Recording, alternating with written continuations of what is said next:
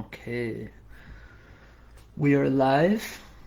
I'm going to wait a second here for people to jump on since I'm doing this particular training from my laptop.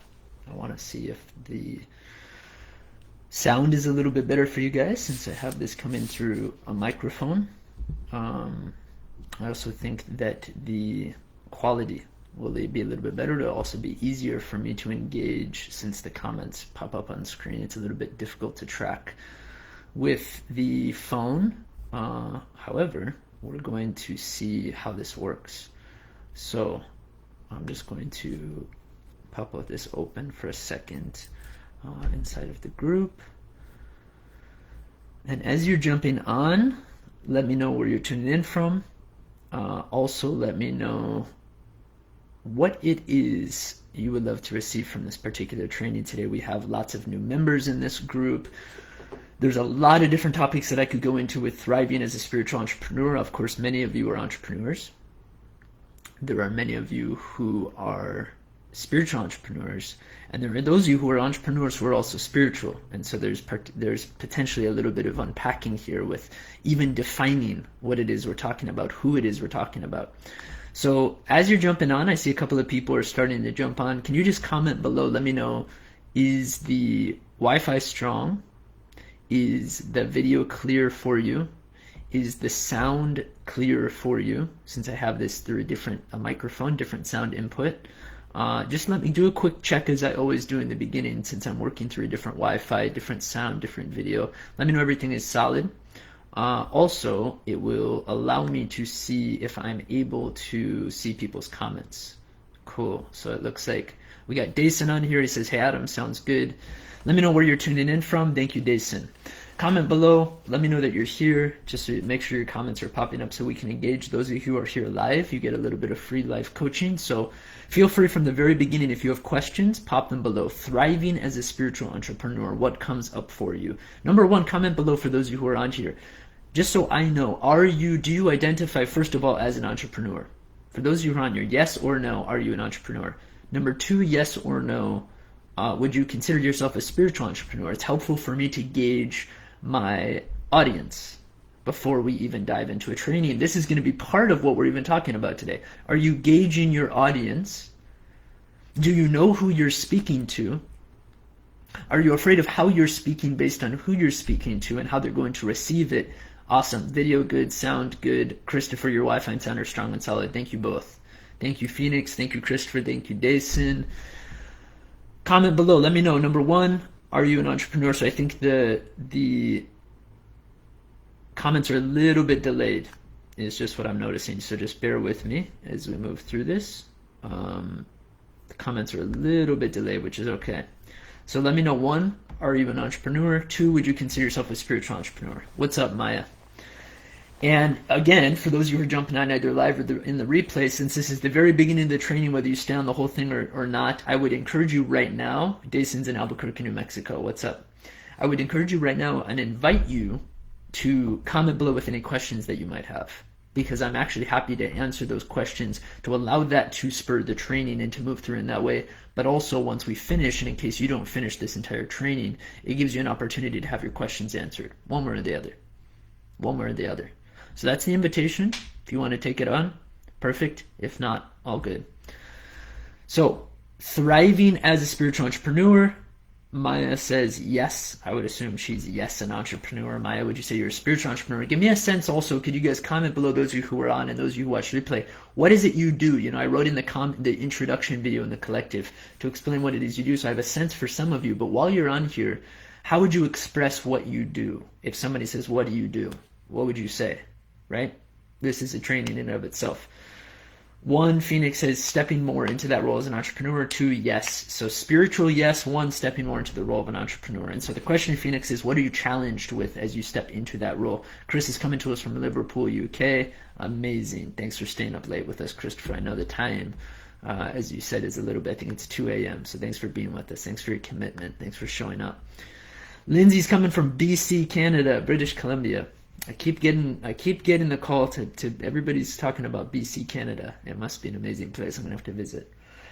BC Canada. So Lindsay, who just jumped on, 1, would you consider yourself an entrepreneur? 2, are you a spiritual entrepreneur?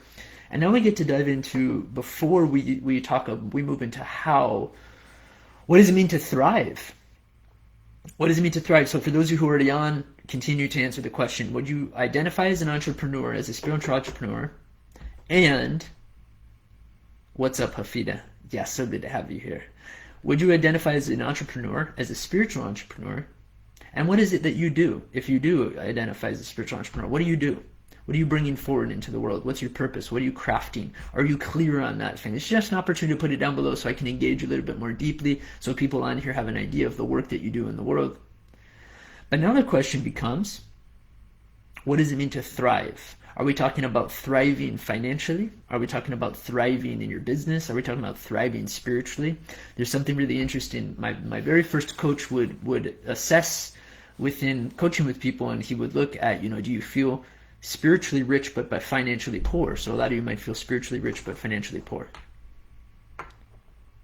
Some of you might feel financially rich, spiritually poor. Some of you might feel emotionally poor but financially rich, right? It's a good way to just get an assessment and engage with where you're at, where you're feeling challenged. Phoenix is an ascension coach, and the challenge, she says, is mainly taking all I know and putting it into a program that flows. Beautiful. So let's go there, Phoenix. Thank you. This is what it looks like to get live coaching. This is also what it looks like to do just flow with what wants to come through. So I did a first private coaching call, actually with a member of this group who's quite active, who's now a private client. And we covered today in an hour and a half what might take 3-4 hours. It was really powerful, really synthesized, really streamlined. And what it turned into was we basically channeled through her entire program. We created all the pillars, all the process, everything, her avatar, starting to define her avatar, who she's serving. And so as a spiritual entrepreneur, the first thing you want to look at is, who am I serving? How am I speaking to them?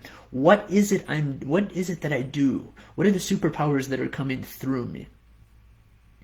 What are the superpowers that are coming through me? What is it I actually help people do, right? It's not just saying I'm an ascension coach. It's like, okay, are you helping people to integrate their ascension process? Are you helping people to ascend? Are you helping people to break through limitations? Are you helping people to dissolve old beliefs and patterns? Are you helping people to transform habits? What is it you do that somebody would say, wow, that person's a superpower? That's a superpower. Beautiful. Christopher's created the nurture map. Hafid is a death doula and spiritual emotional clearing practitioner. Phoenix, it feels spiritually rich, financially poor. Beautiful, like many of us. Thank you for expressing that. So I want to go into for a second, because I know this will be applicable for many of you. Phoenix says, the challenge as a spiritual entrepreneur is mainly taking all that I know and putting it into a program that flows. And so let's talk a little bit about that. Because this is the major challenge where you might feel money is not the problem here, right? Money wants to come through and support the mission. But if there's a lack of clarity on the mission, or a lack of confidence in executing and implementing it, it can't come through to support us, just like spirit can't come through to support us in that way if we're the ones restricting it. And so, a lot of the time, what came through before I started this training is, a lot of the time, many of us, maybe Phoenix included, maybe not, we will try to be a perfectionist. We will try to make a perfect process. We try to take all the experience that we've gone through and encapsulate it into this one perfect program that can do everything for everybody based on all the modalities we've learned, all the experiences we've had. And a lot of the time that's beautiful, and it's why it's really helpful to work with somebody to synthesize all of the things that you have and put it together into structured program. This is my zone of genius, is to structure together all of the gifts and to monetize them into a program, something that flows, to define pillars and processes, not only for one program, but for an entire menu of offerings. And so my first bit of advice would just be this. Everything of which you've gone through, all of your experiences, all the modalities, don't need to fit into one program. But the ego plays a trick in that it wants to create the perfect program. So it uses perfectionism, aka procrastination. Perfectionism will catalyze or incur procrastination, correct? If you're a perfectionist, often it causes you to procrastinate and to wait until the thing is perfect before you launch it, right? The program's got to be ready before you launch it. But you're trying to make the program do all of it, rather than just allowing the program to be what it is and serve people where you're at. And the perfectionism is a subconscious, unconscious expression of this thing is not good enough where it's at yet. So I need to wait and make it something more than what it is in order for it to be enough for the people who are going to say they're going to put their money into it. And so there's a big aspect of scarcity that is really rooted in a lack of confidence, in a core limiting belief that I'm not good enough. It's not good enough. It's not good enough because you believe you are not good enough. And whatever it is an expression of you. And so if you're still wrestling, for those of you that resonate, if you're still wrestling with some beliefs around, I'm not good enough, there's some core work to do here to face off with that. Of course, it's false, it's an illusion. But if you're still holding that frequency, that energy in your belly, it then creeps its way, leaks its way into the expression, the creation, the program. And what do you do even if you do launch? And this is important for those of you who are entrepreneurs and who are already running your coaching businesses but are struggling, which is a lot of my clients as well. People who are already running the businesses but might be struggling and want to move into thriving. Okay? If you're struggling, if it doesn't feel quite right yet, where are you still doubting yourself because that not good enough? Well, then what will it do? It no longer will stop you from starting because you've already started. It will have you overserve your way into the container, the program that you've created until you burn out. How many of you burned out in your journey as spiritual entrepreneurs or as entrepreneurs? I know I have. I'm just going to go through Phoenix, teaching fundamentals and incorporating light language, DNA upgrades. I love it. Lindsay, I'm a spiritual entrepreneur. I'm a brand coach, and my purpose is to help people discover their true expression and channel it into every touch print of their business and really bring it to life. Beautiful. Beautiful. So, just tune into for a second, where are you trying to make what you do everything? Where are you trying to make what you've created do everything? On the flip side of that, where do you expect that? Where do you expect that? This is some real talk that's going to actually help you unpack this a little bit more deeply. Where do you expect one thing to do everything for you? Have those of you joined other programs and then found yourself, I know I found myself in this place, and it comes from an expectation of something. What's happening within me is because I was over-serving into my clients and my programs. If I entered into a space where I felt like it wasn't fully serving me, it would create a judgment inside of me that thing wasn't doing enough. I was wanting it to do everything rather than just appreciating it for what it was and receiving the medicine that was there and that was present. But if you're expecting everything out of anything or anyone, you're going to be blind to what is already there in front of you to receive in the first place. And that also might be a block that shows up in people's businesses. It might show up in your relationships. It might show up in your life. But just notice where in other engagements and other people you have really high expectations, that you expect everything to be delivered. And if it's not, you feel disappointment or resentment or frustration or confusion. Just notice and comment below yes if you resonate with this, if you actually have had this experience like I have.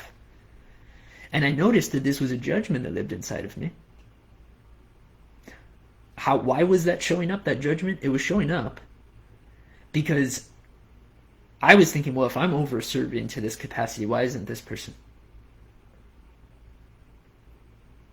But there's a deeper belief at play here that you have to just surrender and allow what already is to be enough. If you try to give too much, this is and I'm bringing this into thriving as a spiritual entrepreneur because many spiritual entrepreneurs struggle with this. Over-giving, over-serving. If you try to give too much, you can actually dilute the potency and the simplicity of what is already here to be received by your clients. What ends up happening is they end up becoming confused. They end up not taking it into action and implementation and execution. And then they end up not acquiring, receiving, and delivering on the results. And so then there's a failure to meet the expectation, and there's a cycle of doubt that can start all over again. Just comment below if this has happened to you, if you've ever overserved, if you've ever burned out, if you've ever moved through a process like this. Christopher, so much overserving. Recently hit that with the project and really structured things and overstructured it to make sure I was giving value, but overserving in the end. Perfect. And so you get to go back to the drawing board as an entrepreneur, as a spiritual entrepreneur, and say, where am I trying to put what's in, and this is what I do in my coaching, right? Sometimes you can take, in one session, we can take everything that's here, all the ideas, and we actually find out there's 3 offerings. Listen, let me be very real. It's not common as depending on what it is you're creating. Let's just put it this way. I won't generalize, but in terms of what naturally happens for most coaches in their first 1 to 3 years, it's what happened to me. It's what happened for a lot of people. And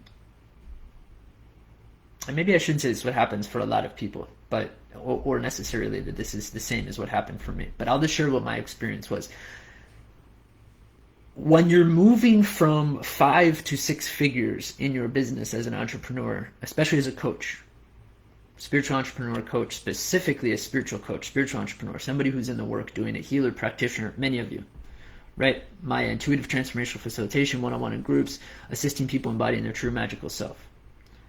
Beautiful. And a lot of the times people are trying to create 6 figures out of one offering because they're trying to pack too much. And so that we're getting into how to thrive as a spiritual entrepreneur. You have to allow what wants to live inside of one container to live in one side of one container, to allow people to then opt into the level of commitment and readiness that lives inside of their body.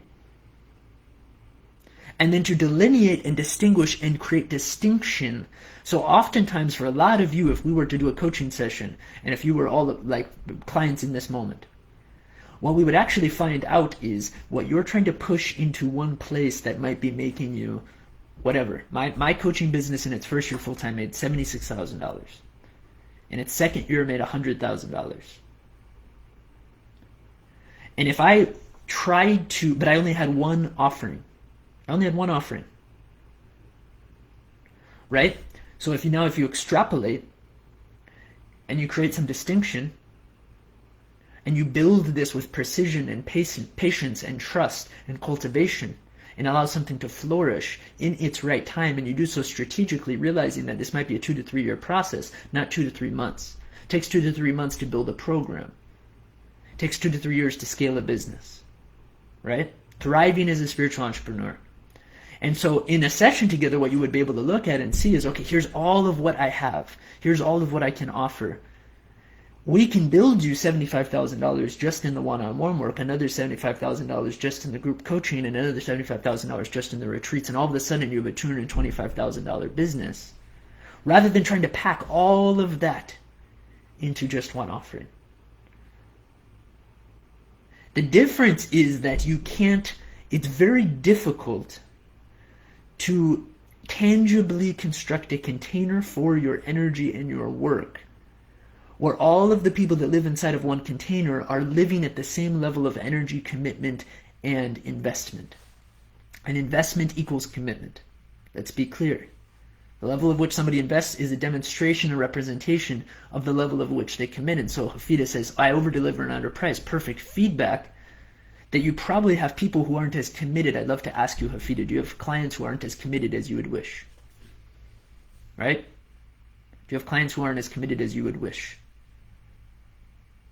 Because if you're over-delivering and underpricing, which I've also done in the past, Hafida, you're going to end up with trying to get, that's the one thing feeds the other. You're trying to give too much to somebody who hasn't said that they're ready for it or they want it.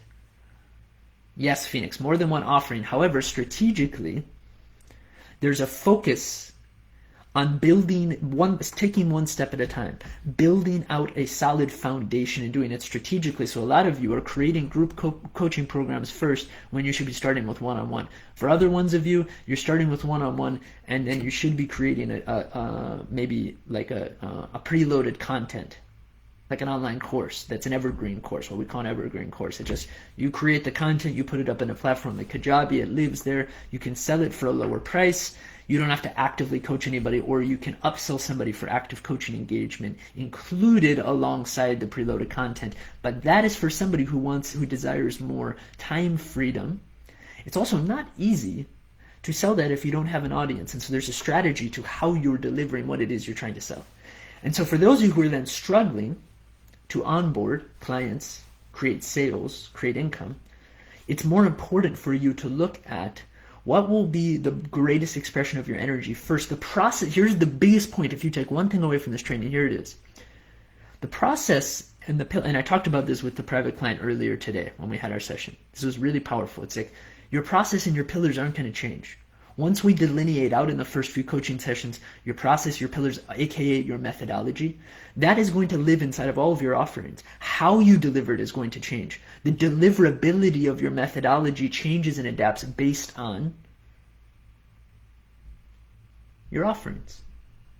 Why? Because the level of commitment goes up as the investment comes up. So when somebody pays $1,000 here, $3,000 here, 5, 6, 7, 8, 9,000, 10,000 high ticket here, you have three to five people here, maybe 5 people at 10 grand, $50,000, plus another maybe 7 people here, maybe 5 people here at 3 grand, $15,000, $10,000, $25,000.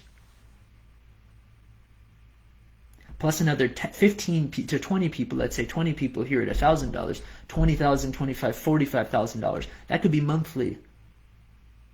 Probably with this high ticket thing being a retreat, something that happens quarterly, annually. Do you start to see how this works with multiple income technology? But the actual building of it. This is what it looks like to thrive as a spiritual entrepreneur. But there are a lot of belief systems that are required. There's a lot of, I'd love to ask and just tune in here. Right, Phoenix, I'm new and have no audience. Perfect. And so what you get to look at, Phoenix, is what makes sense for you. Who are you going to sell to if you don't have an audience? There's another belief here that people will, there's a lot of generic business coaching out there, and it's like, okay, just go and do this. Everybody's going to have a different strategy because what you even feel, so for example, why have I never created an evergreen course? I could have by now with the size and the scope of my audience and also the quality of my audience, I could have a multiple 6-figure online course, which wouldn't require any of my time. It could just sell itself. So you have to ask yourself, why have I not done that strategically? Because I don't come alive sitting in front of a camera recording. So you have to ask yourself, what brings you to life? I don't come alive sitting and recording content. Other people are really good at that. They can really do it well. I don't personally. I interact with energies just like I am here by looking at the comments. So where do I thrive the most? Not here. In a Zoom call in my group coaching programs where you get to actually receive live coaching from me, and I go in and I laser in on what you're experiencing, and we get to actually see each other, interact, go back and forth, and create really powerful business breakthroughs that then crystallize into things that will shift inside of your business. Really personal breakthroughs that will shift things inside of your business. So that's where I thrive. So I need to know first that I thrive there. That then informs me. It brings me to life. It excites me the most. Whatever excites you the most is going to create you the most income. So if you're looking for, what do I create between group coaching program, online program, evergreen course, one-on-one coaching, it's like, okay, what is going to excite you the most? Where's your power going to come through you? What are you ready to hold? Are you ready to hold a group of 20 to 30 people? My mastermind program, 33 people, started with 33 people. Are you ready to hold that? That's a lot of space to hold. 9 months, 33 people. 9 months, 30 people. Are you ready to hold that? Or at this point, are you ready to instead maybe get 5 one-on-one clients, hold that first, create really powerful testimonials, and allow that to segue you, not just business strategy, but what feels good energy. There's an energetic strategy and a business strategy.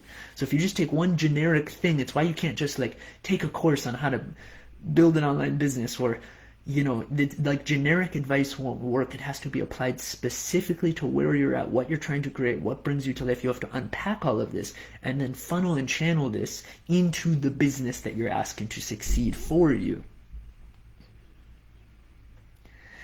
And I would love to know, with all of this, Maya says, same for me, interaction is what fuels my passion and inspiration. Perfectly. So Maya probably would be really good in a group coaching program or one-on-one coaching, and from there we would then go into like a conversation around strategically from the business standpoint, what makes sense, what's the size of our audience, how do people engage, and what do the funnels look like, right? So that's the starting point.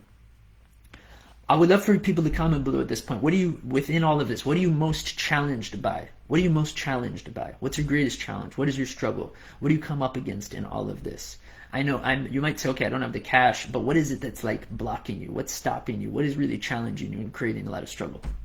I'm going to give a second for people to comment.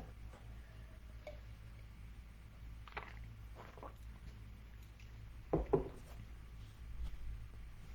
lot of people don't even have a methodology. You just move. A lot of people will move straight. They don't have really a process. They'll move straight into what results and outcomes do you create for somebody, because that's generic business coaching. Okay, these are the results and outcomes you're going to create for somebody. They'll speak to that as their brand statement, their avatar statement, but then it doesn't live on top of a process or a methodology that you can move somebody through. And if you don't have that, that's the core of all of your offerings. It's not only what people know you for, aka your brand, it's your process for transformation. So do you guys know what your process for transformation is, start to finish? Are you clear on the process? Do you know the pillars? Would you be able to, take people through them? Hafida's biggest challenge. So comment below, start commenting below. What's your biggest challenge right now? Pricing and the right clients energetically. So what, Hafida, is the energetic imbalance right now? What is not right about your clients energetically? Right? What are you getting? Are you getting people who are not ready to pay the right amount of money? Are you getting people who are not committed enough? I would guess, just from what you shared, you're having people who are not really fully committed because you're overserving and underpricing. That would be my guess, without coaching you through this fully and like being able to interact. I would definitely guess you have people who are not committed enough, whether they say it or not. And there's probably a belief system inside of all of this around, do you think people will invest at the level of what that you're ready to serve them? Here's a question for all of you. Do you believe people are ready to pay at the level of which you're ready to serve them? All right? It creates resentment and frustration. It creates a big frustration inside of me because the level at which I'm ready to serve is really high. Right? I'll go anywhere with somebody and create anything with them. So the only thing that will happen, one of my clients did a testimonial for me a few days ago, and she said at the end of it, the only reason you might not want to work with Adam, I love this because nobody ever says this in testimonial. The only, or something like this. The only reason you might not want to work with Adam, or the only struggle you might have, the only problem you ever face will be you. Like if you're not committed enough, because he's all in, he's fully committed, he's going to show up and do whatever it takes. Like he's really here to make sure that you succeed, and you will. So the only thing you're going to come up against is yourself. If you're not, it's going to like bring up to the surface the places where you lack full commitment. Right? Maya, how to communicate the magic of what I'm offering. Perfect. Let's go into it, Maya. So Maya, what is, Hafida says not committed. Yep. So Hafida, real quick, and this will, thank you both ladies for sharing this, because this will apply, I'm sure, to everybody who's on here. Right?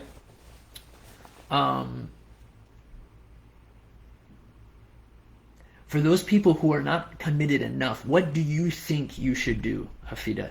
What do you think? Where do you think the miss is? Where's the miss, Hafida? Like, where's the challenge here?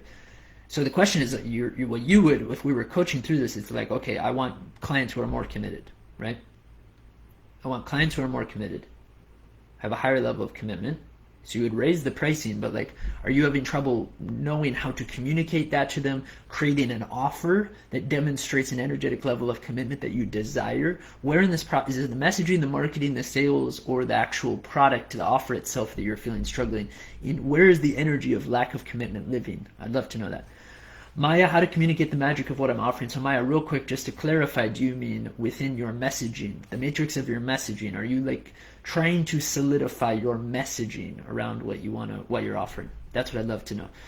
Christopher, yep, I do have that. My nurture map is 8 branches as a model that takes people through that process. Beautiful, great start, brother. Lindsay, my challenge is managing all the detailed small tasks as my business scales, but I don't quite have enough revenue to hire help yet. Close though.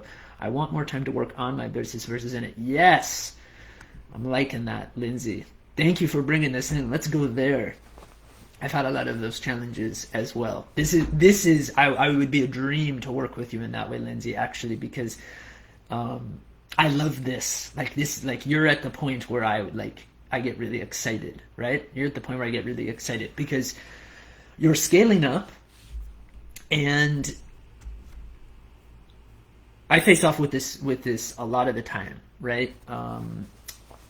There's so many things at play here. We'd have to like go into this, Lindsay, right? But what I'll say in short is that I've noticed there's unconscious belief systems for a lot of people. It's like there's a level of trust required to hand off to the person that you want to hire. It's not just enough, you don't have enough revenue to hire help yet, although that at a logistic financial level might be true. But I would ask you a question straight up. What amount of revenue do you believe is necessary to hire help? Do you have the number in mind? Like, okay, when I hit this amount, I'm going to hire help. Or do you just like, are you running towards an invisible flag post? Because I hear a lot of entrepreneurs say that, a lot of clients say that, right? I don't have the money to like take the next step, but it's like, okay, what is that level? Are we clear in this coaching engagement? Like, what is that level? So then we can just create that cash flow, so you can inject that to create the greatest amount of return. And then other people will hire help, but it's actually not what they need. They end up getting frustrated because if you don't fully trust that person to take on that load for you, then hiring the help isn't going to be, for example, somebody like running your group or running your email list or taking care of your messaging or your social media or something like that might not actually create the greatest return for you, even if it takes some of the time away from you from working in your business. When what you're desiring, which I resonate and feel so deeply and I understand, is like, okay, in order to grow and work on the big vision, this is the core reason why you need like up leveling. Beautiful. I don't have that specific number. Good call. Get that clarity. Amazing. So this is the core reason why once you get to a particular level in building your business, you need a particular coach, right? So, you know, I had a coach. I've had so many coaches, but my last coach has a $1 million coaching business. My current coach has a multi-million-dollar coaching business and has built many million-dollar businesses. Why? Because you require a particular person that knows, has done it many times, can scale to where you're looking to go and realize that what they're helping you to, like, it's even that helps me to create space to work on my business in terms of like building upon the vision from a bird's eye view, which is what is required to scale. You can't implement that which you don't see, right, Lindsay? You can't implement that which you don't see. It's like, we know we want to work on the business and build into the vision, but we're so busy working inside of it, then all of a sudden we don't have time, which is actually just a reflection of a scarcity that lives in time and not money. So it's something to also look at here. Again, there's so much to pick apart here. I would love to just like dive into a call just on that. Christopher, my struggle is that myself, LOL. I want to charge like 500, but I'm like, my audience won't pay, right? And you brought something similar, I think, up last time, Chris, on the live training last week. So if you live with that, sorry, a message came through. If you live with that belief, then it's going to continue to perpetuate into a lack of action. Basically where you're at is like, you just need to allow the process to transform you, Christopher.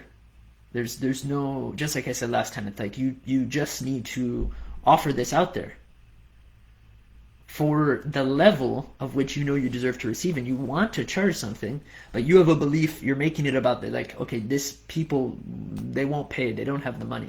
So the question, Christopher, that you would just clarify here is your belief inside of my audience won't pay, is the belief that you don't think they have the money to pay, or you don't think your program is worth those 500 pounds? That's really important for you. So Maya, Lindsay, awesome. Thanks for your energy and insight. Some great points to look at. You're welcome. Super welcome. So Maya, yes to the messaging matrix. Yes, so going back, how to communicate the magic of what I am offering.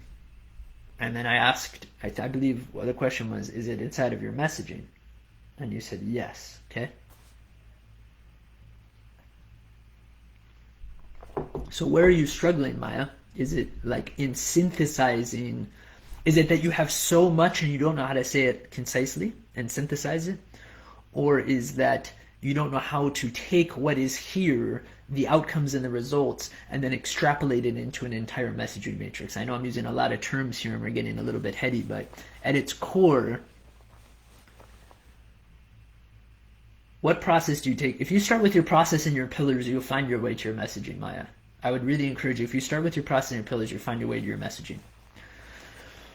I'm going to do a workshop on all of this, guys, is what I've arrived at. There's so much in this topic in all of these trainings. I'm going to actually do full workshops on all of this because it's like each of these is a different day and a different topic and connects to the next piece. But what I would say, Maya, for now is that the messaging that you're looking to clarify is going to be very easy to extract from a process that is first clarified for yourself. So if you write out the process and the pillars, you'll start to see what outcomes are you creating for people. Start with a combination of the superpowers that you hold within you. What does you actually do? What are the outcomes that you're creating? And specifying what is the magic, right? You actually alluded to it. You're communicating the magic of what I'm offering, but what is that magic? What is that magic? Right? It would just be picking this apart probably in a session. What is that magic? What is the magic you're offering? Really tuning in. So I'm going to leave the space open for a second here. Any other questions before we close? Any other questions before we close? I'm going to just tune in because we had some questions in the... I'm going to go down here. When I asked questions, I like to go back to this. Here we go. From people who are not on here to the time zone. Angeline, I've been told so many times spirituality is not professional. Of course, I'm sure there's a lot in this that would break through that belief system. I think that's just letting go of what other people think. Standing more in your truth rather than caring about what other people think. Right? That's a dogma. So there's a lot. Thriving as a spiritual entrepreneur means releasing all of the dogma, which is all the conditioning that's held around what it means to be spiritual, what it means to be an entrepreneur, what it means to be professional. I want to speak to something really quick here to close.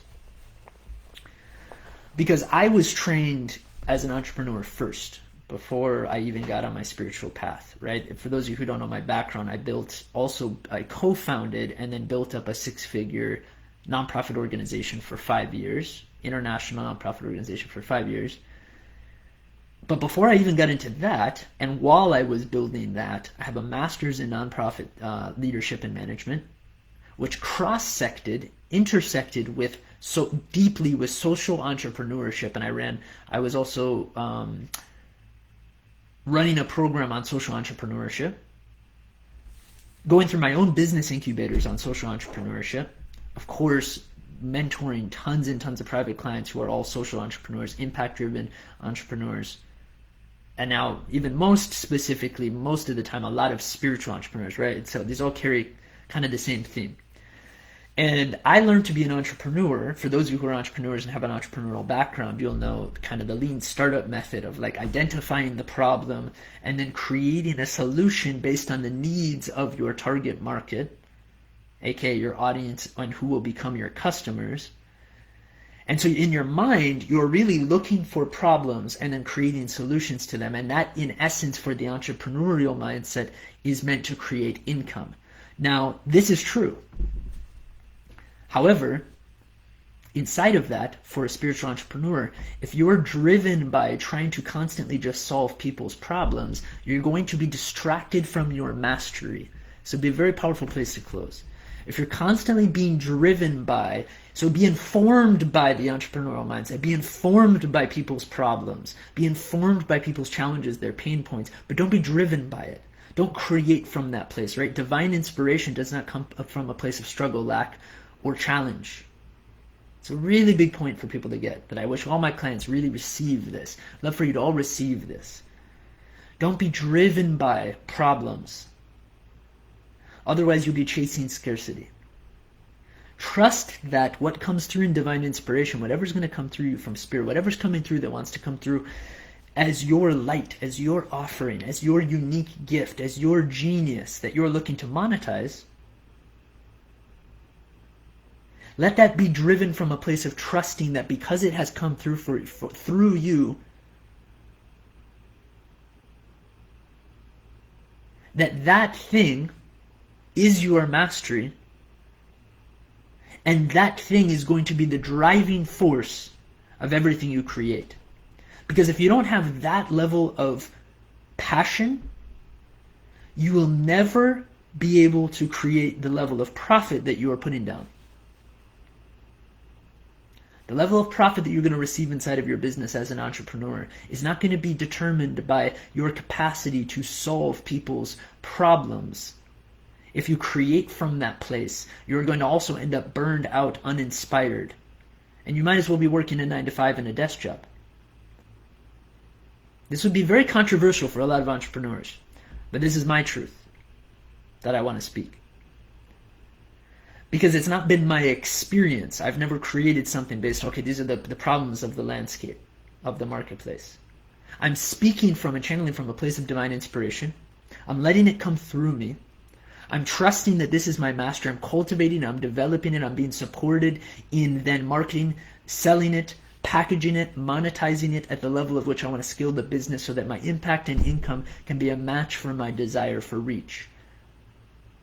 However, once I am inside the energy and have the passion and the ambition and the drive to move forward with this idea, then I start looking at what are the problems? What are the challenges? What are the struggles? Not first, right? We're on this call now and I'm asking you guys what are your biggest challenges, but I'm already decided on what I'm going to speak about. I already know, I'm already tuning in and trusting that what I'm sharing, what is coming through is going to be of really high service and value for all of you. But now I'm asking you, okay, what are your specific struggles? And that's where somebody's going to feel really highly supported, really deeply supported. So I want to leave you all with that, because I could have really used that advice at many different points in my entrepreneurial journey. At many points when I was merging from entrepreneurship into social entrepreneurship into spiritual entrepreneurship. And it's something I like to remind my clients of all of the time, right? I had a whole new business, a whole new entity, a whole new level of service come through me as I sat ceremony last night. Something is already coming through me, which I will share in due time. But that thing is not a response to the marketplace. But I'm so passionate about it that nothing else matters. You have to love the thing, be so in love with the thing that's coming through, be so passionate about it that actually nothing else matters. But if you don't feel that way about it, it can't work for you. You'll just be working for it, wondering why it's not working. But if you feel that way about it, it can start working for you. Once you get this, you're going to get it, and you're going to get what I mean. Maya looks so different for everyone I work with. It is not linear. I don't work with the one specific approach for everyone. It just always feels, it just doesn't truly capture the magnitude of it in words. This is why I call it magic, because it's not so much a method where it's about, got you, I see where you're going. Yeah, beautiful, beautiful, yes. Okay. Much love to you all. For those of you who were here, thank you. Thanks for engaging. Thank you for sharing. Thank you for interacting. Thank you for asking for support. Thank you for asking questions. Thank you for opening yourself up, being honest, being transparent. If you received value from this, feel free to, you should be able to always tag friends below who even are outside of this group. You're welcome to also invite them into this group. This is a free group live training every Sunday for those of you who are new. On the right side of the group, or if you're on your cell phone, the top of the group, it says invite. Invite however many people you want. Let's grow this group, and of course, intentionally invite people who will be specific that you think will really receive this support at this particular time. Other than that, feel free to comment below with any takeaways. You're welcome, Phoenix. You're welcome, Hafida. You're welcome, Christopher. My pleasure to be of service today. My pleasure to serve.